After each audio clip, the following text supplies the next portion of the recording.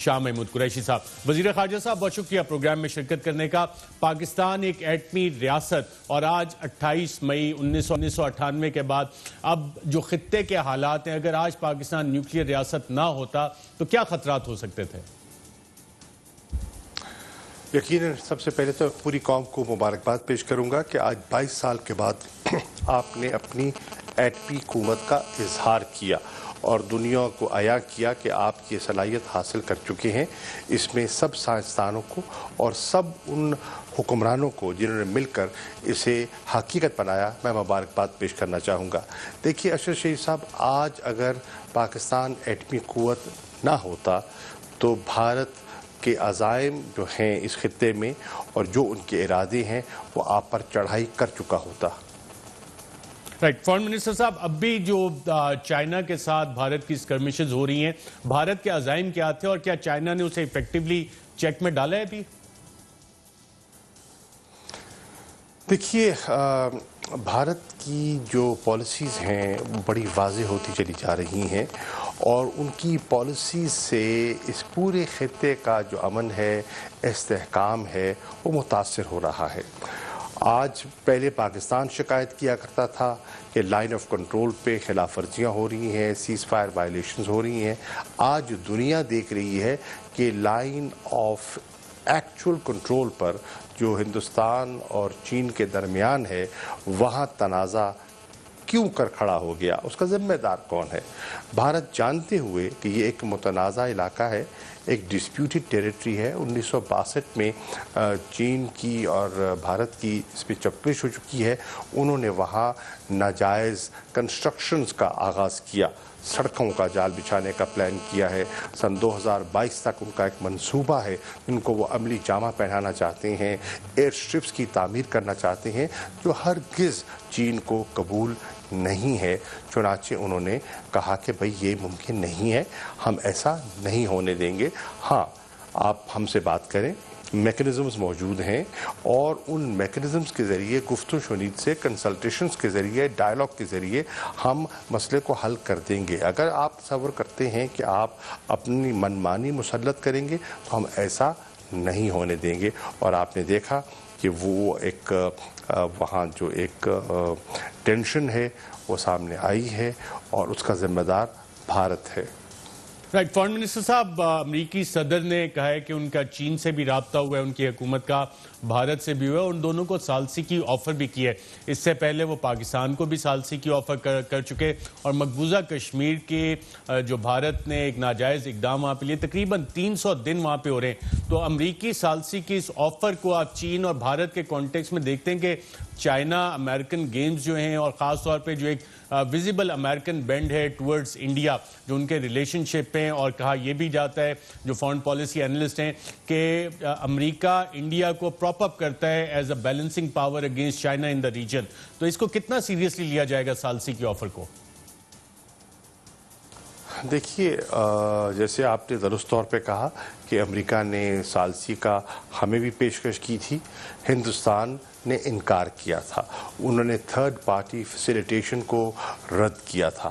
آج امریکہ نے جب دیکھا کہ بھارت دباؤ میں ہے تو انہوں نے ایک مرتبہ پھر ثالثی کی پیشکش کی ہے. اب دیکھتے یہ ہیں کہ بھارت اسے قبول کرتا ہے یا قبول نہیں کرتا.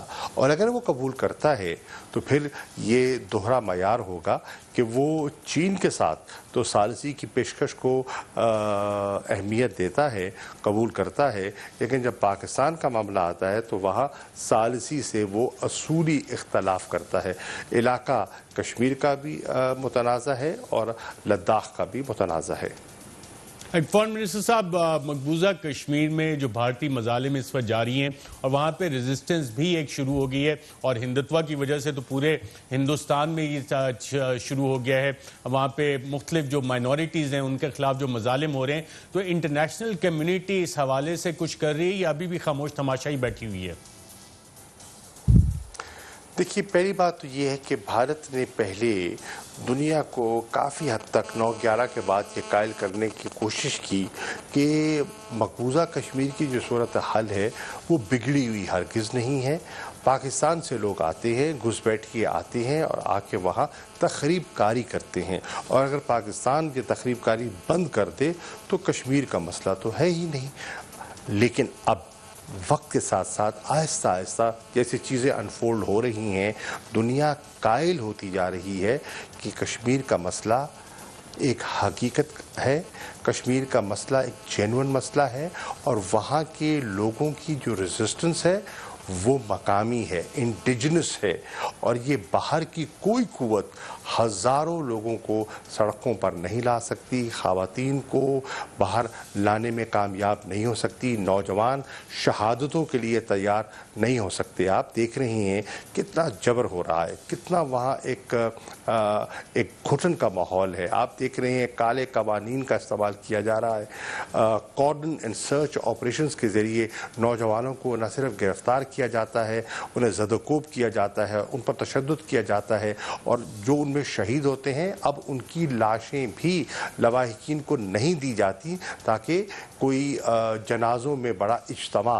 न इकट्ठा हो सके। इससे ज़ाहिर होता है कि वहाँ के लोग जो हैं वो बहुत मुतहर्रिक हो चुके हैं, वो समझ चुके हैं कि भारत का तसल्लुत हमें अब कबूल नहीं है, और वो कुव्वतें जो माजी में भारत के साथ ताउन किया करती थी, कश्मीर की कुव्वतें, आज वो भी भारत के इक़दामात से नाला है। आपने देखा कि 5 अगस्त के इक़दामात के बाद जब उन्होंने कश्मीर को टुकड़ों में तकसीम कर दिया, जब उन्होंने उनका तशख़्ख़ुस मिटा दिया, जब उनकी जो आइडेंटिटी है मलिया मेट हो गई, और उनकी जो हक़ खुद इरादियत तो कुजा जो उनकी बेसिक रिप्रेजेंटेशन है एक यूनियन टेरिटरी में, तो वो भी उनसे छीन ली गई, तो लोगों ने कहा अब हमें खुद बाहर निकलना होगा। और आज दुनिया देख रही है कि तकरीबन 10 माह हो गए हैं, साल के करीब होने चला है कि वहाँ उन्हें कर्फ्यू जैसा सीज जो है उसको बरकरार रखना पड़ रहा है, और जबर से काम लेना पड़ रहा है। कानून कोविड-19 के माहौल के अंदर भी कोई उन्होंने रिस्ट्रिक्शंस में नरमी नहीं की, और उनका तसल्लुत, उनका जबर जारी है, क्योंकि वो समझते हैं कि अगर हमने ज़रा सी नरमी दिखाई तो जो चिंगारी है वो भड़क पड़ेगी और पूरे वादी को अपनी लपेट में ले लेगी। लद्दाख का इलाका चाहे वो बुद्धिस्ट है, जम्मू का इलाका चाहे वो पंडित हैं, वो भी मौजूदा हुकूमत की जो पॉलिसीज़ हैं उससे नाला दिखाई देती हैं। यकीनन ये एक अवामी मूवमेंट बन चुकी है। पाकिस्तान चाहे ना चाहे, कोई बाहर से मदाखलत करे न करे, ये अब एक मकामी जद्दोजहद है जो यकीनन अपने मंतकी अंजाम को पहुँचेगी, और वो अपना हक़ खुद इरादियत लेने में यकीनन कामयाब होंगे। वज़ीर ख़ारजा शाह महमूद कुरैशी साहब, बहुत